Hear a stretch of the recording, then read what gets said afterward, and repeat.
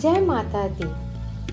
शीतला सप्तमी की सभी लोगों को शुभकामनाएं। शीतला सप्तमी की पौराणिक कथा। किसी एक गांव में ब्राह्मण दंपति रहते थे।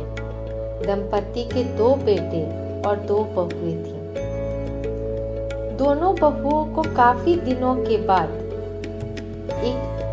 एक पुत्र की प्राप्ति हुई। इतने में शीतला सप्तमी का पर्व आया। घर में पर्व के अनुसार ठंडा भोजन तैयार किया।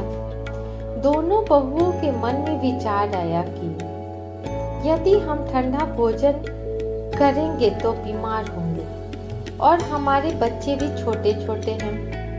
इस कुविचार के कारण दोनों बहुओं ने तो पशुओं के जो खाना बनाने का बर्तन होता है उसमें गुपचुप जाके पार्टी बना ली। सास बहू शीतला की पूजा करके आई। शीतला माता की कथा सुनी। बाद में सास तो शीतला माता के भजन करने के लिए बैठ गईं। दोनों बहुएं बच्चे रोने का बहाना बनाकर घर के अंदर गई और पशुओं के भोजन बनाने का जो बर्तन था उसमें 2 गरम रोटला बनाई और उसका चूरमा किया। फिर पेट भरकर मजे से खाए। सास ने घर आने पर बहुओं से भोजन करने के लिए कहा तो बहुओं ने कहा कि ठंडा भोजन करने का दिखावा करके वो घर के कामों में लग गईं। सास ने कहा, बच्चे कब से सोए हुए हैं, उन्हें जगाकर भोजन करा दो। बहुएं जैसे ही अपने बच्चे को जगाने गई तो उन्होंने उसे मृत पाया। ऐसी स्थिति को देखकर वो चकित रह गई।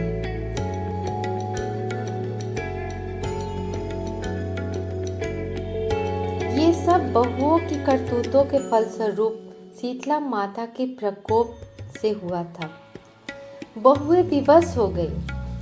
सास ने घटना जानी तो बहुओं पर बहुत बिगड़ी।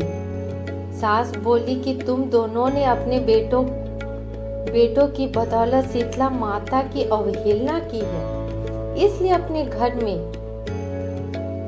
ऐसा हुआ है।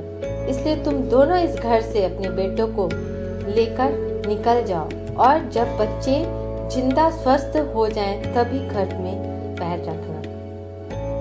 अपने मृत बेटे को टोकरी में सुलाकर दोनों बहुएं घर से निकल पड़ी।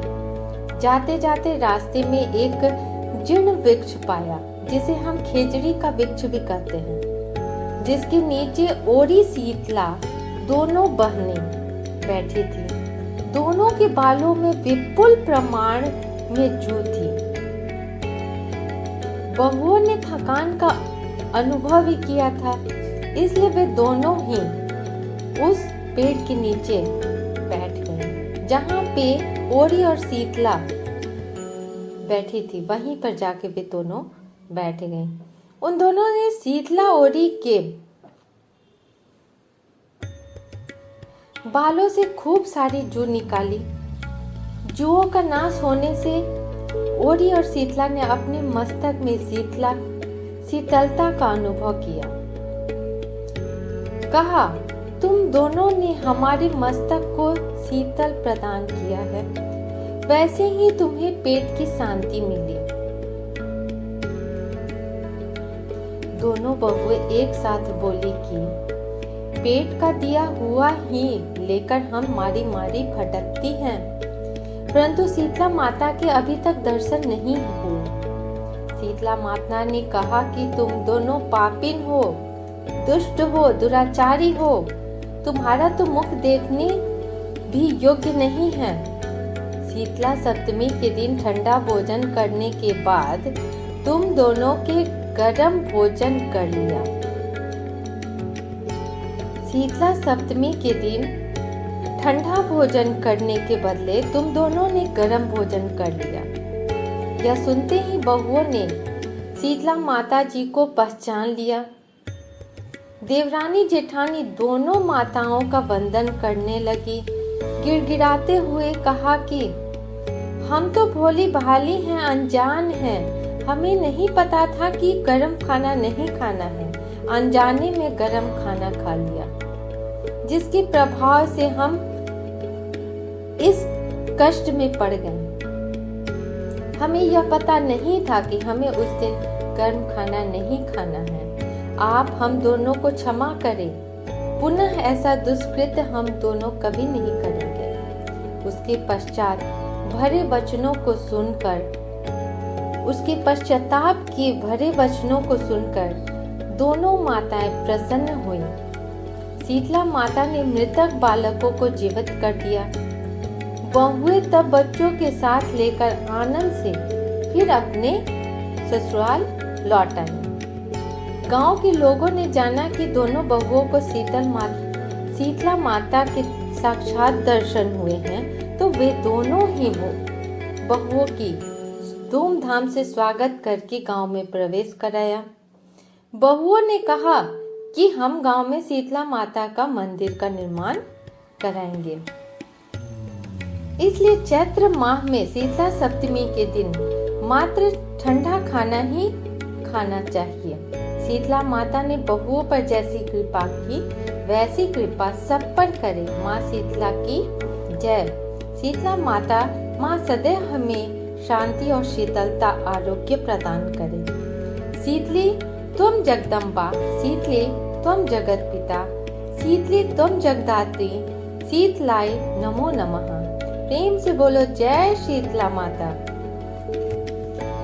वंदे हम शीतलां देवीं रासभस्तां, दिगंबर राम मार्जनी कलशोपेतां, सूपा अलंकृत मस्तकां। जय शीतला माता। शीतलाष्टमी की कथा। एक बार एक राजा के इकलौते पुत्र को शीतला अर्थात चेचक निकला। उसी के राज्य में एक काछी पुत्र को भी शीतला निकली हुई थी। काछी परिवार बहुत गरीब था, पर भगवान का उपासक था। वह धार्मिक दृष्टि से जरूरी समझे जाने वाले सभी नियमों को बीमारी के दौरान भी भली भांति निभाता रहा। घर में साफ सफाई का विशेष ध्यान रखा जाता था। नियम से भगवती की पूजा होती थी। नमक खाने पर पाबंदी थी। सब्जी में न तो छौंक लगता और न कोई वस्तु भुनी तली जाती थी। गरम वस्तु न वह स्वयं खाता, न शीतला वाले लड़के को देता था। ऐसा करने से उसका पुत्र शीघ्र ही ठीक हो गया। उधर जब से राजा के लड़के को शीतला अर्थात चेचक का प्रकोप हुआ था, तब से उसने भगवती के मंडप में सचंडी का पाठ शुरू करवाना रखा था। रोज हवन और बलिदान होते थे। राज पुरोहित भी सदा भगवती के पूजन में निमग्न रहते थे। राजमहल में रोज कढ़ाई चढ़ती, विविध प्रकार के गर्म स्वादिष्ट भोजन बनते। सब्जी के साथ कई प्रकार के मांस भी पकाए जाते थे, जिसका परिणाम यह हुआ कि उन लजीज व्यंजनों की दुर्गंध से राजकुमार का मन मचल उठता। वह भोजन के लिए जिद करता। एक तो राजपुत्र और दूसरा इकलौता पुत्र था। इस कारण उसकी अनुचित जिद को भी पूरा कर दिया जाता था। इस पर शीतला माँ का कोप घटने के बजाय बढ़ने लगा। शीतला के साथ साथ उसे बड़े बड़े फोड़े भी निकलने लगे, जिनसे खुजली व जलन अधिक होता था। शीतला की शांति के लिए राजा जितने भी उपाय करता, शीतला का प्रकोप उतना ही बढ़ता जाता, क्योंकि अज्ञानतावश राजा के यहाँ सभी कार्य उल्टे हो रहे थे। इससे राजा और अधिक परेशान हो उठा। उनकी समझ में नहीं आ रहा था कि इतना सब होने के बाद भी शीतला का प्रकोप शांत क्यों नहीं हो रहा है। एक दिन राजा के गुप्तचरों ने उन्हें बताया कि काची पुत्र को भी शीतला निकली थी, पर वह बिल्कुल ठीक हो गया है। यह जानकर राजा सोच में पड़ा कि शीतला की इतनी सेवा कर रहा हूँ, पूजा व अनुष्ठान में कोई कमी नहीं किया, पर मेरा पुत्र अधिक रोगी होता जा रहा है, जबकि काची पुत्र बिना सेवा पूजा के ही ठीक हो गया। इसी सोच में उसे नींद नहीं आई। श्वेत वस्त्र धारण भगवती ने उसे स्वप्न में दर्शन देकर कहा, हे राजन, मैं तुम्हारी सेवा अर्चना से प्रसन्न हूँ, इसलिए आज भी तुम्हारा पुत्र जीवित है। इसके ठीक न होने का कारण यह है कि तुमने शीतला के समय पालन करने योग्य नियमों का उल्लंघन किए हो। तुम्हें ऐसी हालत में नमक का प्रयोग बंद करना चाहिए था। नमक से रोगी के फोड़ों में खुजली होती है। घर की सब्जियों में छौंक नहीं लगाना चाहिए, क्योंकि इसकी गंध से रोगी को मन उन वस्तुओं को खाने के लिए ललचाता है। रोगी का किसी के पास आना जाना मना है, क्योंकि यह रोग औरों को भी होने की भय रहता है। अतः इन नियमों का पालन कर तेरा पुत्र अवश्य ही ठीक हो जाएगा। विधि समझाकर देवी अंतर ध्यान हो गई। प्रातः काल से ही राजा ने देवी की आज्ञा अनुसार सभी कार्यों की व्यवस्था कर डाली। इससे राजकुमार की सेहत पर अनुकूल प्रभाव पड़ा और वह शीघ्र ही ठीक हो गया। इसी दिन भगवान कृष्ण और माता देवकी का विधिवत पूजा करके मध्य काल में सात्विक पदार्थों का भोजन लगाना चाहिए। ऐसा करने से पुण्य मिलता है, बल्कि समस्त दुखों का भी निवारण होता है। प्रेम से बोलो माँ शीतला माता की जय। जय शीतला माता। जय जय माता शीतला, तुम ही धरे जो ध्यान, होय विमल शीतल हृदय, विकसे बुद्धि बल ज्ञान। घट घट वासी शीतला, शीतल प्रभा तुम्हार, शीतल छैया में झुलई, मैया पालन डार। जय जय जय शीतला भवानी, जय जग जननी सकल गुण खानी। गृह गृह शक्ति तुम्हारी राजित, पूरन सरद चंद्र समसाजित। विस्फोटक से जलत शरीरा, शीतल करत हरत सब पीड़ा। मातु शीतला तब शुभ नामा, सबके गाढ़े आवहि कामा।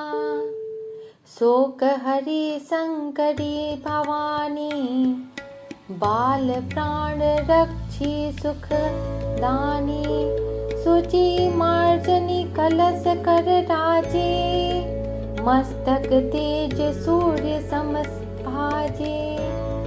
64 योगिनी संग में गावे, वीणा ताल मृदंग बजावे।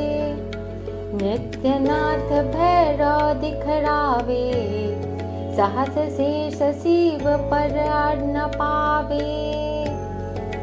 धन्य धन्य धात्री महारानी, सुर नर मुनि तव सुयस बखानी। ज्वाला रूप महाबलकारी, दैत्य एक विस्फोटक भारी। घर घर प्रविशत कोई न रक्षत,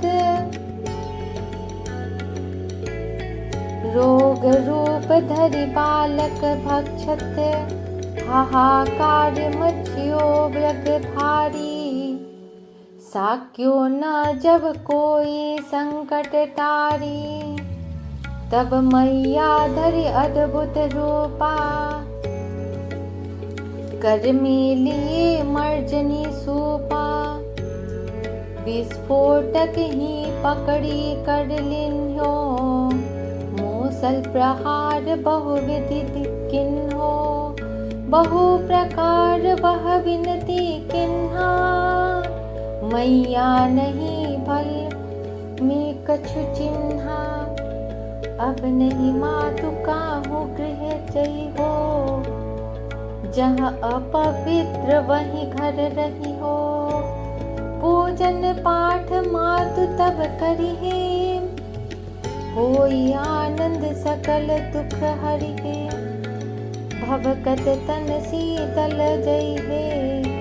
विस्फोटक भय घोर न सइहे, श्री शीतल ही भजे कल्याणा।